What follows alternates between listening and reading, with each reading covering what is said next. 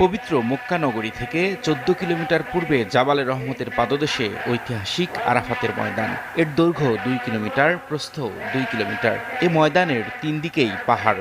দক্ষিণ পাশ ঘেঁষে মক্কা হাদা তায়েফ রিং রোড। এ সড়কের দক্ষিণ পাশে আবেদি উপত্যকায় মক্কার ঐতিহাসিক উম্মুল কোরা বিশ্ববিদ্যালয়। উত্তরে সাত পাহাড়, সেখান থেকে আরাফাতের ময়দানের সীমানাও প্রায় ১ কিলোমিটার। দক্ষিণে গিয়ে মসজিদে নামিরায় আরাফাতের ময়দানের সীমানা শেষ হয়েছে।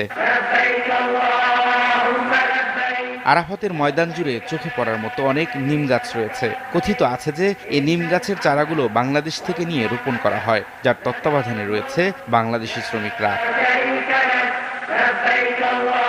হযরত আদম আলাইহিসসালাম ও হযরত হাওয়া আলাইহিসসালাম জান্নাত থেকে পরস্পর বিচ্ছিন্ন হয়ে পৃথিবীতে আসার পর অত্যন্ত ব্যাকুল হয়ে একে অপরকে খুঁজতে থাকেন।